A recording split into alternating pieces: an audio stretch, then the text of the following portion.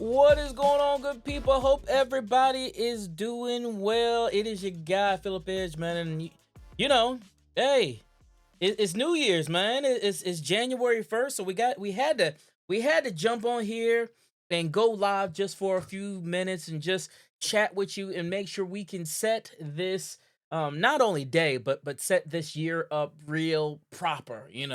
We got to do the thing real proper. So I'm excited to be here. I'm not gonna be with you super long, but do got some things that I definitely want to share with you on today because I believe we all need that restart. You know what I'm saying? We all need that jump start so that we can get ourselves going. For those of you who do not know me, my name is everybody's Uncle Phil, and for the past 2 decades, I've been the go-to for people seeking wisdom, people seeking encouragement, and people just seeking the tools and the tips to get them over the hump. And that is why I'm here with you today.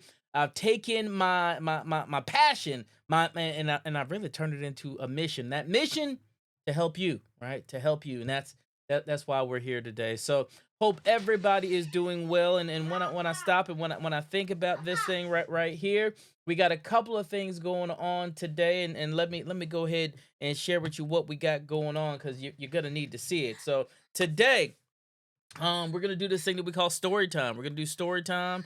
Gotta tell you just a little story, probably one story that you've probably never heard before. So I'm gonna tell you that story real quick.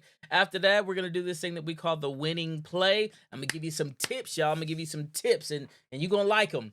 After that, we're gonna do a little segment that we call Ask Uncle Phil, and I got 5 questions that a couple of you have already submitted. So I'm gonna read over those questions and make sure that you get the answers. So hopefully that will help you. And then after that, man, I'm gonna give you what I call the winning charge. And this is gonna be the charge, and hopefully it's your charge to take you to this place of excellence. So I'm excited, man, and I hope that y'all are excited today because it is a good day. I told you that earlier. It's gonna be an amazing day. While you're watching, real quick, if you would go ahead in the comments box, just let me know where you're chiming in from, all that good stuff. I will respond. So make sure that you holla at your boy. So with that, it is what we call story time, y'all. It's story time.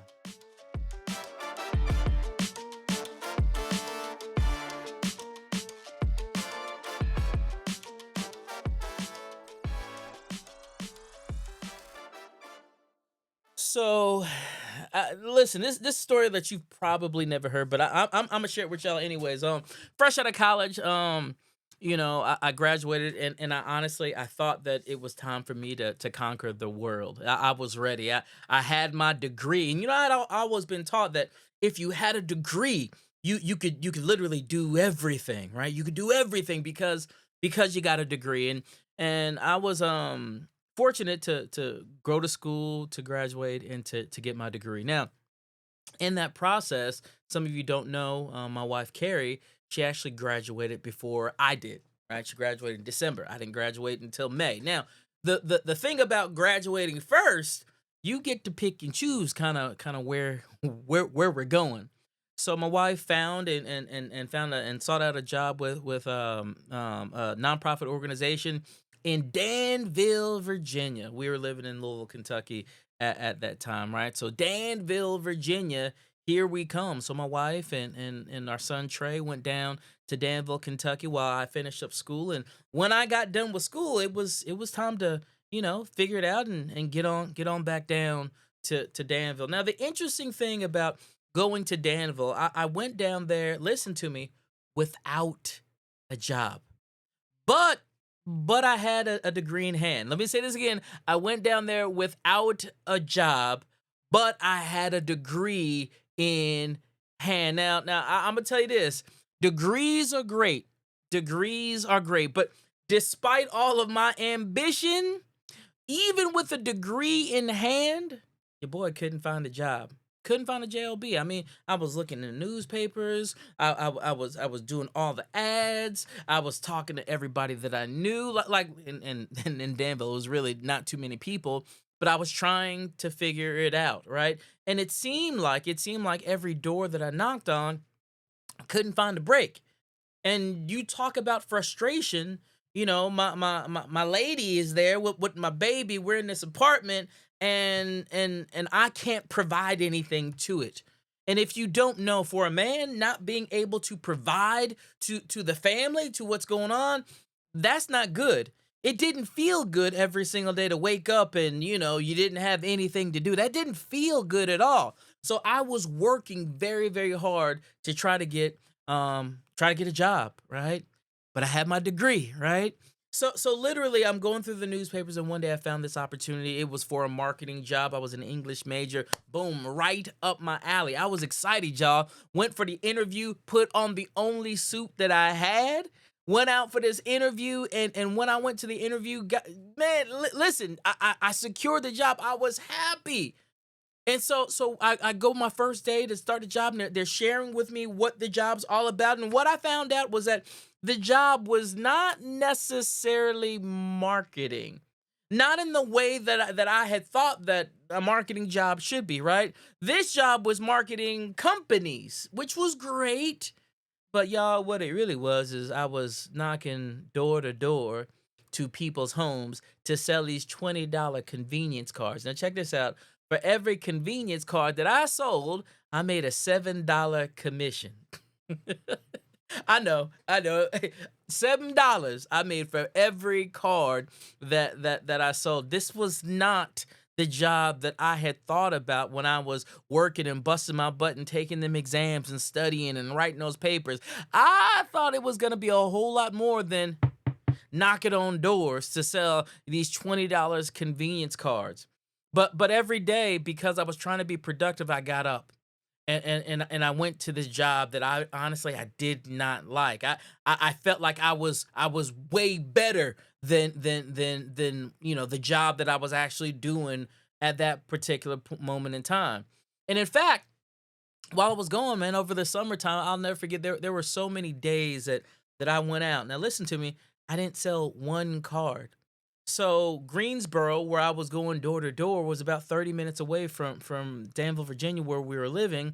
And the reality was this: I had to put gas in my 1996 Dodge Intrepid to get there. And when you don't sell any cards? Do you understand how disheartening it was to be on there and not sell one card? I couldn't sell one card, y'all. I mean, man, this was not good at all. But I'm gonna tell you, I learned so many things in those days. I learned so much from driving to Greensboro on gas that I felt like was putting on layaway, especially when I wasn't making any money. I learned so many things from those days where we were just eating ramen noodles. I learned something, right? I even learned this thing called the law of averages. Have y'all heard about the law of averages? Right? It basically is this: if you keep on knocking on doors, if you keep on knocking on doors, eventually, the numbers are going to work out in your favor, right? For every 10, you should get two. So I was learning this thing. But while I was in this job that I didn't want to be, I was learning resilience. I was learning patience. I was learning how to sell. I was learning that success does not come without sacrifice. Let me say it again: success does not come without sacrifice. See, listen, while I was going door to door knocking on people and they were hiding from me, I heard you in there. I heard you in the house hiding from me. I heard you in there saying, "Don't open the door." I heard you in there. While I was doing that, right? My pride was something was happening on the inside with me. What I didn't know, though, was that a full time teaching job was right around the corner for me. What I did know was that a corporate training job was right around the corner for me. What I did know was that I would one day be in front of audiences, speaking and encouraging and leading people. I didn't know that. What I did know was that I would have a long time career. I didn't know these things while I was literally knocking on doors and being turned down for the $20 convenience card. So how does this relate to you? Well, it relates to you because this: not only was I learning resilience at the time, I was being taught patience, and listen, some of us need to learn patience right now. And every moment that I wanted to quit, but I didn't, watch this, it was preparing me for what was next. You're being prepared for what is next. Why do I say that? Because success isn't about how you start. Success is all about how you finish, right? Success is about how you finish. So I know some of you are like, oh man, I've never heard that story. You know what? Honestly, I think this was the first time that I've ever actually shared that story in a live format. But it's not just about me, it's also about you. Let me ask you, what doors are you knocking on right now? Right? What doors are you knocking on right now and it doesn't seem like anybody's opening? What doors are you knocking on right now and the weight has gotten so heavy because you know that there's more down the road? Listen, I want you to write that in the comments box down below, right? Let's talk about that, because in talking about that, I truly believe that it's going to help us to learn what we need to do in moving forward. And that leads me to this thing that I call the winning play. The winning play. I hope y'all ready. I hope y'all ready. I hope y'all ready. I hope y'all ready. The winning play. The winning play. The winning play is actually pretty simple. The winning play is pretty simple.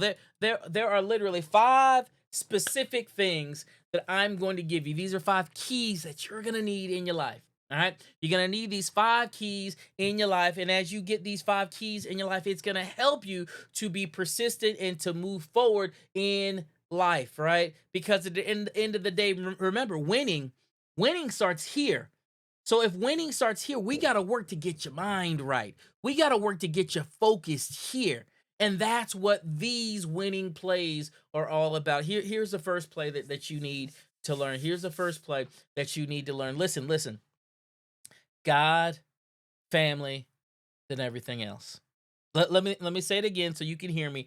God, family, then everything else. Listen, we have to get to the place where our priorities are in order. Our priorities are clear. Because here's the thing, the clearer your priorities get, the clearer your path will get. That was good. That was good. Let me say it again. The clearer your priorities get, the clearer your path will get. When your priorities are all out of whack, yeah, so too is your path, right? It literally feels like you're bouncing every which way because you don't have your priorities intact. And that's what we're trying to do, right? If I asked you all, I said, listen, tell me what your priorities are in life. The majority of you would say, well, God, and then my wife, or my family, and then my job. I mean, that's what most of us would say, and that's cool. That's cool. That's cool. What I'm asking you, right, is even though we say that those are our priorities with our mouths, do our actions and in the form of our time, does it line up with what we say? Think about it. Think about it. Think about it. Most of the time, the thing that you prioritize the most, you should be spending the most amount of time with, right? The thing that you prioritize the least, you should be spending the least amount of time with. At least that would make sense. But the way it works in real life is that's not how it happens. That's not what's going on, right? Like for me, I've said, God is first, right? But the truth of the matter is, I'm giving God a little bit in the morning, a little bit in the evening, right? A couple talks here and there, right? On a good day, right? Going doing my little church thing on a good day, right? Does that seem like that should be my number one priority if I'm spending just a little bit of time with it, right? Right? Family, right? Family. That's number 2 on my list, specifically my wife and then my children, right? That's number 2 on my list. But the reality, I might see my wife in the morning, might see my wife a little bit in the evening, right? And it's like that all week long, with the exception of our little date night that we go out and we spend extended amounts of time with each other. But the reality is, we're not spending that much time together. Even though I say with my mouth that she's a priority, my family is a priority, doesn't quite line up, does it?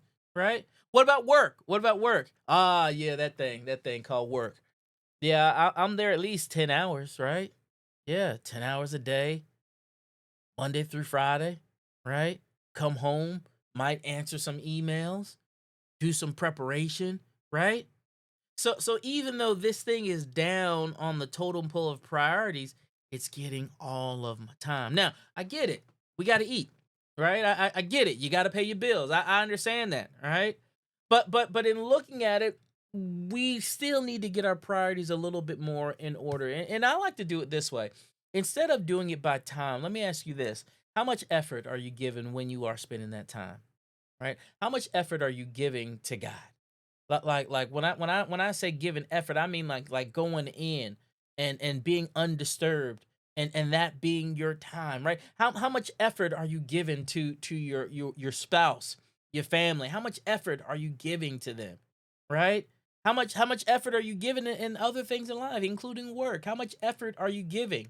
So when I think about this first key in the winning play, it's not just about time. It's about number one, recognizing the priority, but number two, giving effort with the thing, right? Putting in effort, putting in work. You got to put in work, right?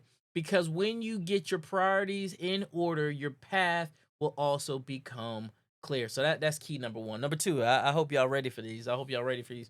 Number two, we got to get clear in our vision. Let me say it again. We got to get clear in our vision. Listen, you cannot finish what you cannot see. Can I say it again? You cannot finish what you cannot see. See, in 2025 and moving forward, we have to be so clear in the vision, so clear in the direction, so clear in where we're going. Watch this, that when something else comes to distract you, you know that ain't it, right? Right now, many of us are being distracted by things that ain't it. Why? Because you don't truly know what your vision is. Listen to me. Blurry vision leads to blurry results. That was good. That was good. That was good. That was good. That was good. I need to give myself one of those, right? Blurry vision leads to blurry results. You're not gonna get the results that you want when you're not clear in your vision. So we got to get clear in our vision. We got to get clear in the way that we think about our vision. We got to get clear in the way that we think about where we're going. And oh yeah, can I tell you this? It's probably not something brand new. Just because we got a new year don't mean you got a new vision, right? The vision is what the vision is. What I need you to do and what you need you to do, you need to complete the task at hand. You need to finish what you started, right? What is the vision? What is the thing that you are working on right now that you know that you have to get done, right? Please get anchored in that thing. The reason I need you to get anchored in that thing is because when the next current comes or the next wave of stuff comes, you won't be tricked or bamboozled to think that's it and try to jump on the next trend, right? Or try to jump on the current thing. We don't got to jump on the current thing. We just have to be in the process of finishing and completing the thing that we have been assigned to. So number one, God, family, and everything else, get those priorities in order. And number two, you got to get clear on your vision. You got to get clear on your vision. What's number three? Number three. Here it is. Here it is. Stay anchored. Let me say it again. You have to stay anchored. Listen, storms are going to come in your life. And I'm not talking necessarily rain. I'm talking distractions. Distractions are going to come. Now imagine yourself being a boat, right? On the ocean. When the storm comes, waves come, right? And if you are not anchored down, it will take your little boat and it will move you out into places that you don't even know where you are. This is why it's so important for us to anchor down. We have to anchor down when life gets crazy. We have to anchor down when life gets wild. We have to anchor down when things don't seem steady. We have to anchor down when you might not even be ready. You got to anchor down. What are you anchoring down on? Right? What are you anchoring down on? For me, I'm just being honest. I got to anchor down on my faith. I got to anchor down on my faith, right? I got to anchor down on my faith. because in anchoring down on my faith, it gives me the foresight, the clarity of mind. It gives me what I need so that I'm not thrown every which way. Why? Because I'm anchored. My question for you is, are you anchored? Are you anchored where you need to be in life? Like that's just being for real. Cause if you're not anchored, I'm telling you right now, 25 or whatever year it is, listen, it's coming, right? It's coming.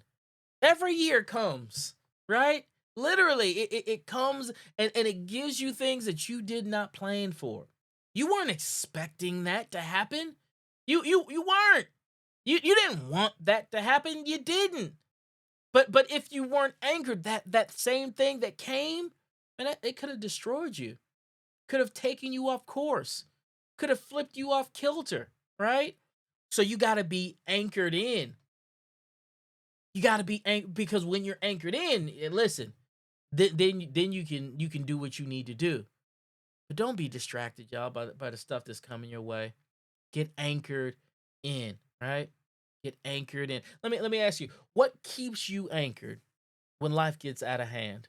What keeps you anchored, right? In the chat right now, I want you to let me know what is the thing that is keeping you anchored right now. I told you me, right? My faith keeps me anchored, and y'all, Carrie Edge keeps me anchored, right? She don't let my head get too big.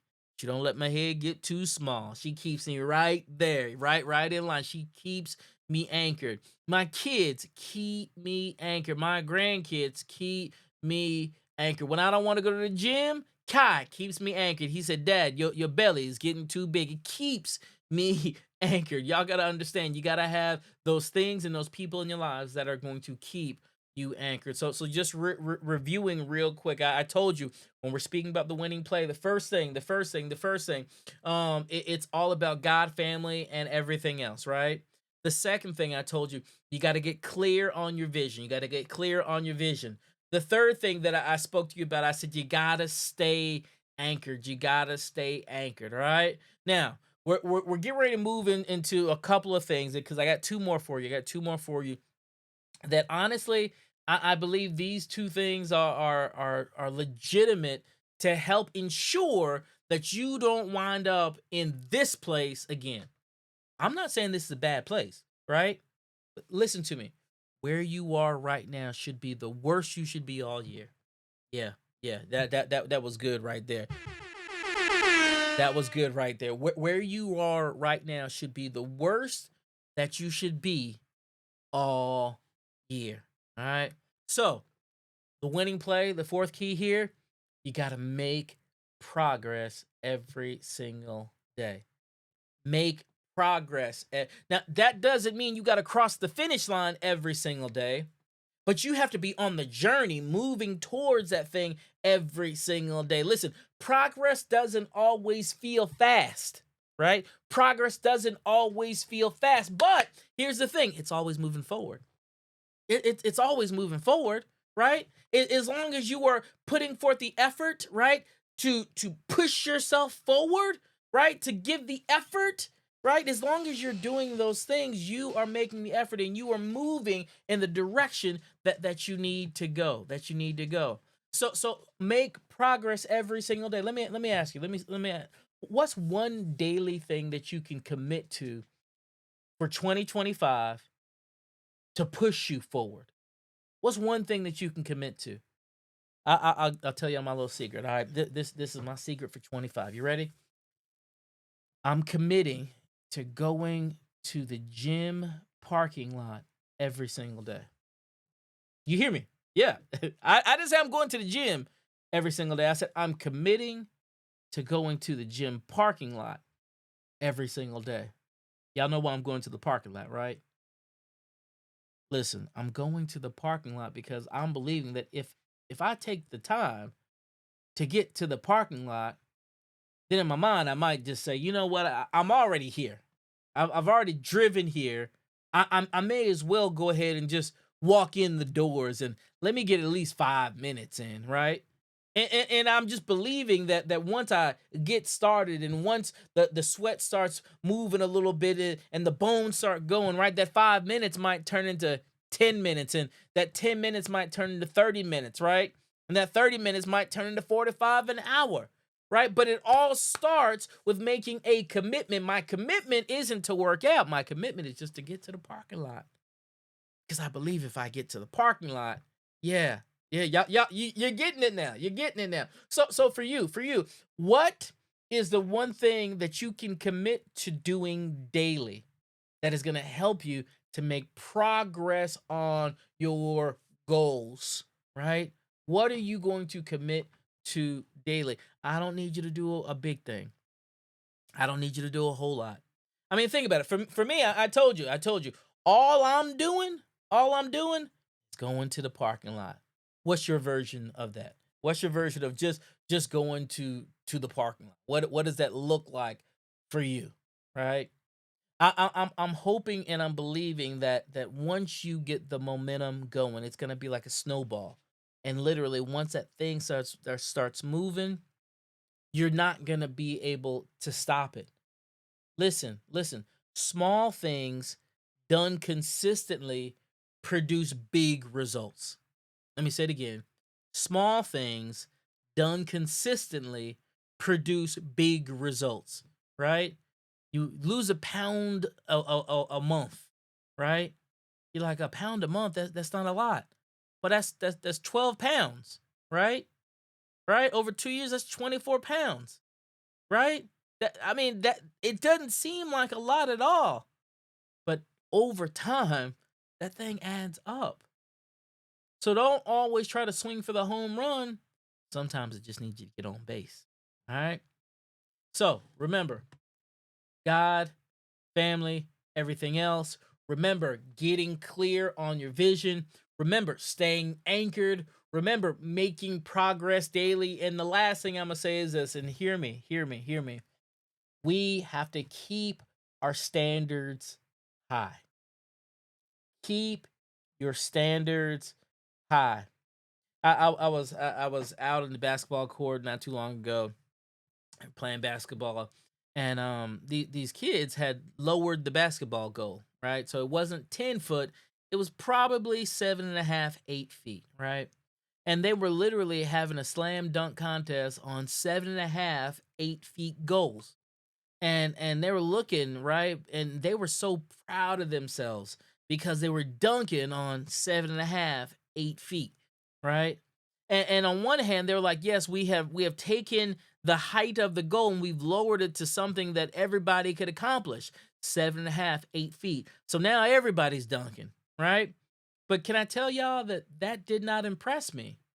Because literally, in taking the goal from 10 feet to 7.5, 8, listen, this is what you did. You lowered the standard. So if the standard is 10, the thing that would impress me is if you're, 5 foot 7.5 and you're dunking on 10 feet, right? It doesn't impress me when you're 5 foot 7.5 and you're dunking on, 7.5, 8. That doesn't impress me because the standard has already been set. Listen to me. Do not lower your standards to try to get what you think is a better result. Let me say it again. Do not lower your standards to get what you think is a better result. Just because you're dunking on 7.5 feet does not mean you're LeBron James now. Does not mean you're Vince Carter now. Does not mean you're Michael Jordan, right? Why? Because it's not impressive because you weren't achieving it at the standard. So I'm asking you, what is your standard? Don't lower that thing, right? If you say your standard as you're looking for a job is this, keep it there. If you're saying your standard for pay is this, keep it here. If you're saying your standard is here for your relationship, keep it here. Don't lower your standards, right? Don't lower your standards. Why in the world would you settle for good enough?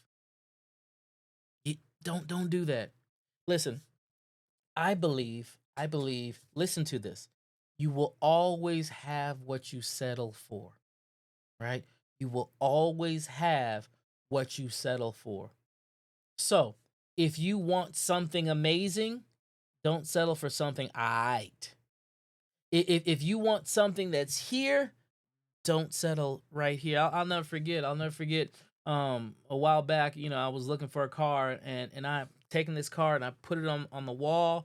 Taking this car, put it on the refrigerator. I was telling everybody that I'm going to get that car. I did, and literally, it was probably 2 years, right? That I was telling everybody that I was going to get that car, and I'll never forget that one day that car just came about, right?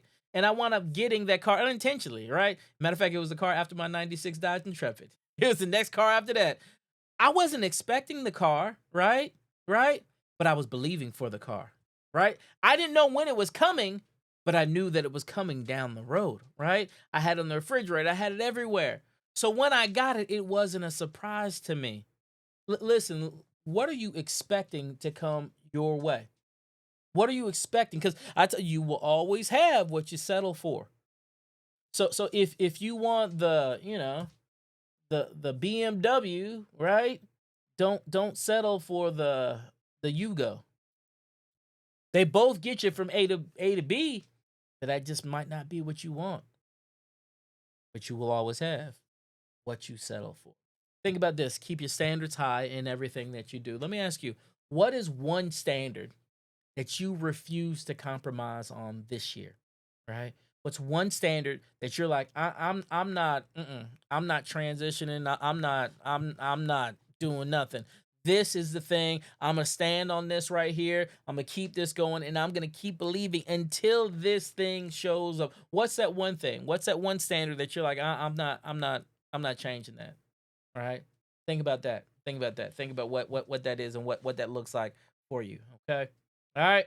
All right. So hopefully that made sense. Hopefully that made sense, and I'm hoping that that was something that was really really good for you, and you can use those plays. You can use those plays. But now it's time to move to our next segment. It's called Ask Uncle Phil. It's called Ask Uncle Phil. And with Ask Uncle Phil, these are questions that people have come and they have literally asked me, right? So because these folks have asked me all these questions, now it's my job to make sure that I ask you the questions, that I ask you the questions and share them with you so we can actually have some conversation. So there are 5 questions. I just want to throw them at you real quick. First question says, how do you stay focused when distractions pop up? Let me say it again. How do you stay focused when distractions pop up? Y'all listen. Distractions are going to pop up. That they are. But I want you to understand that your focus is not about blocking distractions. Can I say it again? Your focus isn't about blocking distractions. Your focus is all about prioritizing the things that matter. Can I say it? Right? Can I say it one more time for you? It's not about being able to say, oh, there's a distraction coming. Let me block this distraction. It's about really being able to say, no, I'm going to stay focused on the things that are a priority to me. And if I stay focused on the things that are a priority to me, guess what? The things that are coming as a distraction, they won't distract you. They won't get you off kilter. They won't bother you at all. Why? Because I ain't letting that bother me. I'm gonna be literally like a Kentucky Derby horse, literally focused on what I got going on. I'm not worried who's to the right or who's to the left. I'm trying to run and get to the finish because I'm focused, right? So when we think about distractions, because they're gonna pop up, y'all. It's called life. It's gonna pop up. But just because life pops up and distractions pop up, that doesn't mean that you need to give it your attention. Why? Because I'm going to prioritize the things in my life that matter. So I hope that made sense for you. Hope that made sense. Second question, John. This is your question. John says, "What's one habit you recommend we build in 2025?" What's one habit you recommend we build in 2025?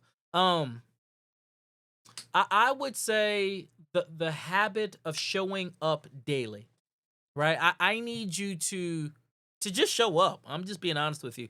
If we can get into the place where we're just showing up, right? Remember what I said about the gym, right? I want to go to the gym, but my goal is not to go to the gym. My goal is just to get to the parking lot because I know if I drive to that parking lot right? I got a high probability that I'm gonna walk inside the gym.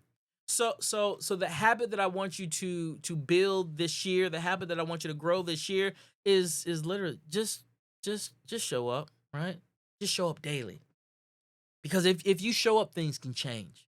If you show up, life can shift. You have everything that you need to not only help you, but to help other people. But you got to show up. You got to be there to make it happen, right? And here's the other thing, and I probably should have said this: show up consistently. That I think that's the big one. Show up consistently. I don't need you just to show up to be showing up. I need you to show up with intention, and I need you to make a habit of being there every single day. Show up, right? One thing that I'm doing with our live show, right? Winning starts here. I'm making a commitment to show up and to create an atmosphere one time a week where I can come, I can answer questions, right? I can share stories. I can do what I do, right? Because I believe that if I can do what I do, it's not only going to help me, I'm also believing that it's going to help you, right? See, for me, I'm in a goal this year, right? I got a goal to help 100,000 people, right? I want to help people to know that they matter, that they worth it, and they're capable. They have everything that they need to be successful.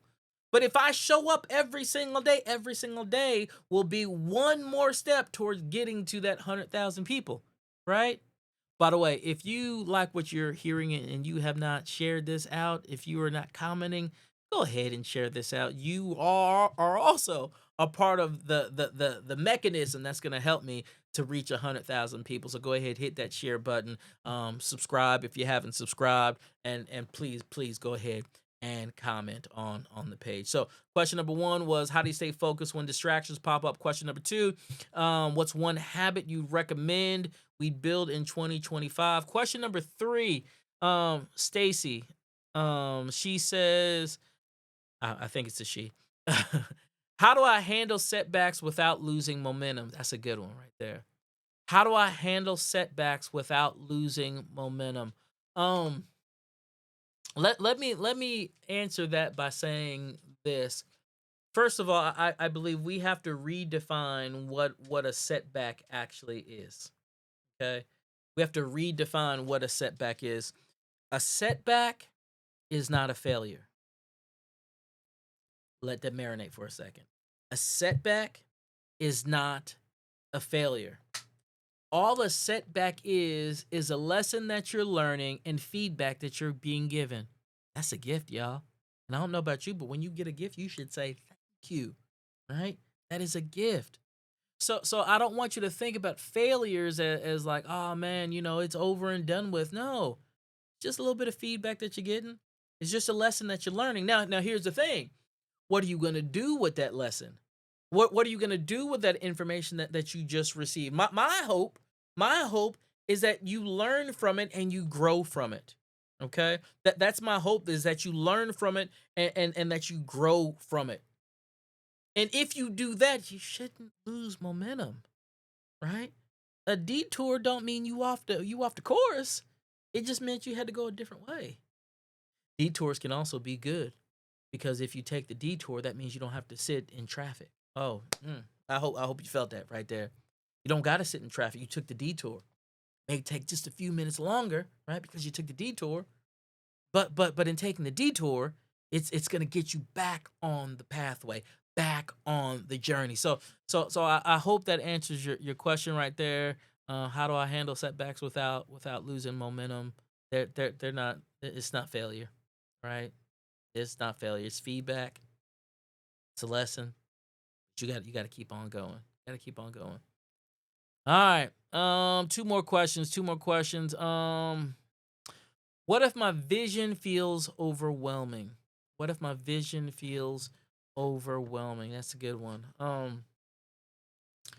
Hmm. What if my vision feels overwhelming? This is what I say. All of us, the vision that we're given, it's a big vision. It better be a big vision, right? It better be a big vision. It better be huge. It better be huge, right?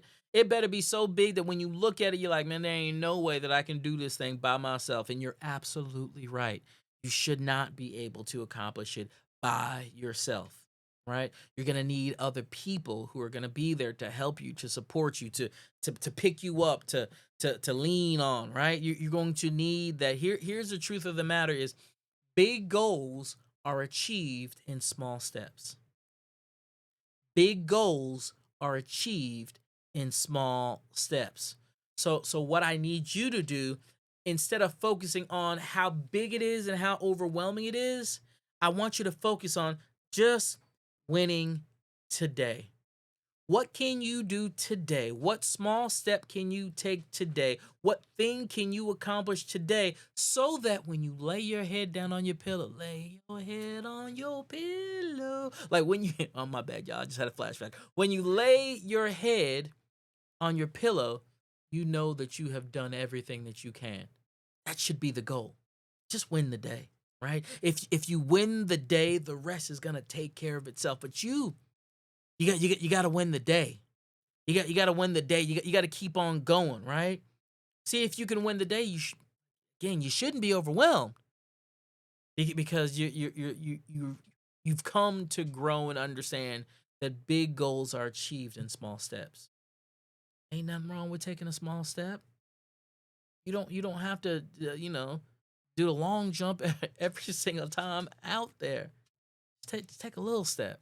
That's what you need. So hopefully that worked for you. Last question. Last question. How do I keep my standards high when others settle? Ooh, how do I keep my standards high when others settle? Yeah, that's a good one right there.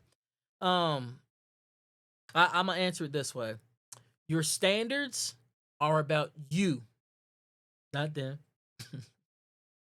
It ain't about them. This is about you. Watch this. The vision that you were given, it was given to you, not them. I don't expect them to understand. I don't expect them to have an answer. I don't expect them to have a solution. You know why? Because the problem was given to you. The vision was given to you, right? So because it's given to you, I can't be worried about what everybody else is doing. They're Look, that ain't my business. Let them worry about what they got going on with their stuff, and you worry about what you got going on with your stuff, because your standards, they're about you, not about them. So just because everybody else is dunking on 7.5 feet, that don't mean that you lower your goal too. Now you keep on working, keep on doing them calf raises, you keep on doing them squats, you keep on doing whatever you need to do, right? Because eventually, even though you might only be able to dunk on 7.5, 8 right now, when you keep on working, 10 is coming. 10 is coming. So don't settle for good when great is your lot. Yep. Don't settle for good when great is your lot. Jim Collins said it best. He says, good is the enemy of great. So we got to stop settling. We got to stop settling. All right.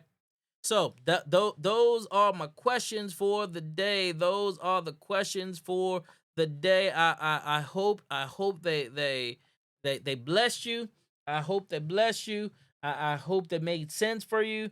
And yeah, I'm excited about these things, man. I'm excited about the questions. I'm excited about what we got going on. I'm excited about where we are, right? And you should be also. You should be also. Now, I'm gonna say this.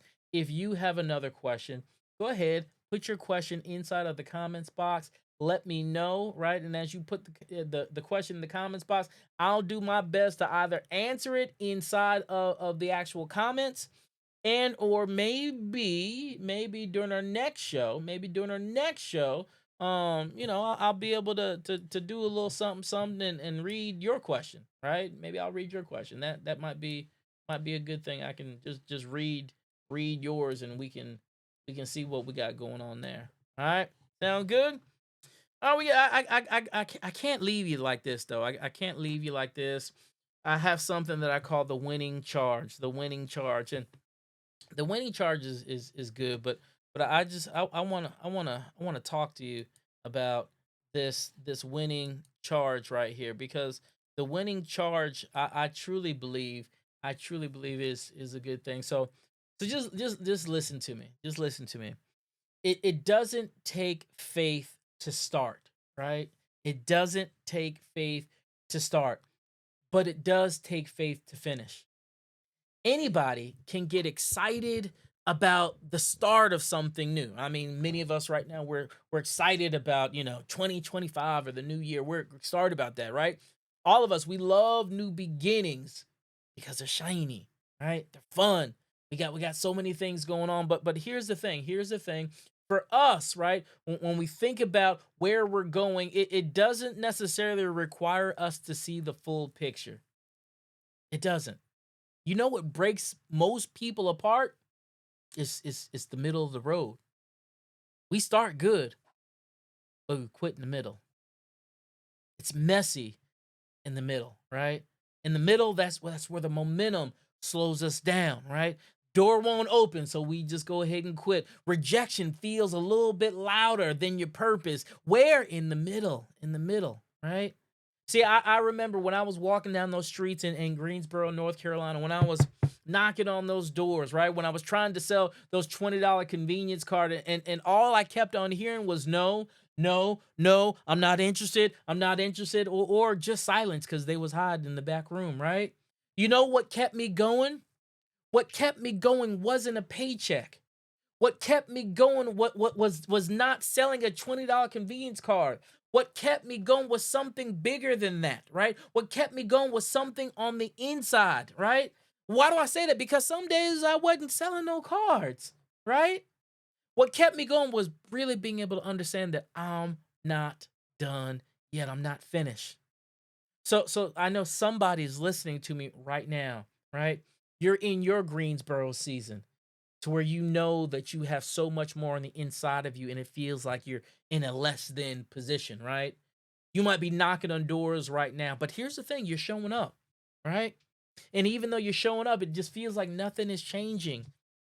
You might be there right now, but I want you to hear me loud and clear. Listen, your season of knocking on doors is not in vain. Let me say it again. Your season of knocking on doors is not in vain. Listen, every door, every rejection, every disappointment, listen, it's laying a brick under your feet right now, right? And as it lays bricks underneath your feet, you are building something, right? You're building something. And listen, you can't even see what's being built right now. You're not just walking, you're working. And it's okay to be in a season of working. You're not just surviving. Listen, you're stacking. You're stacking those bricks up. And every single step you take, every single knock on the door that you make, listen, every single no that you hear, it's pushing you closer to the door that's going to swing wide open for you. There's a door that is going to swing wide open for you. You haven't seen it yet. But you got to keep on pushing towards that door that's swinging towards you. Here's the kicker. Here's the kicker. Listen, you got to stay in the game. You can't quit. You got to stay in the game, right? Don't pack up your tools, right? Don't take your ball back, right? Don't do that. Don't get tired just yet, right? Don't stop showing up because you don't see the results, right? You got to keep on moving. You got to keep on moving. Hear me. The finish line is closer than you think. The finish line is closer than you think. I'm telling you this. I remember in the Bible that there's a story about a man named Noah, right? And God told Noah, he said, Noah, listen, I need you to go build an ark, right? Now he told Noah to build an ark not because it was raining. Honestly, they had never even seen rain up until this point in time, right?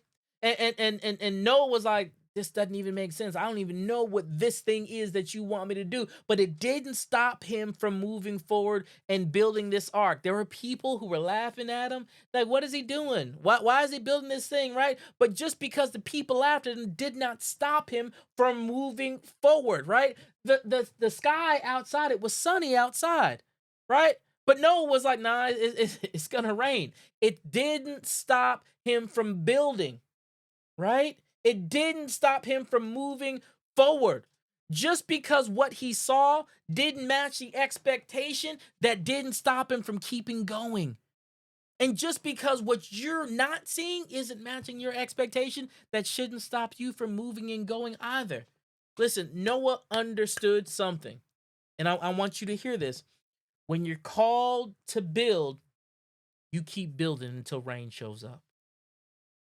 Yeah, you just keep on building until the rain shows up. Listen, I know somebody's watching this right now, right? 2025 is your rain year. You got to hear that right now.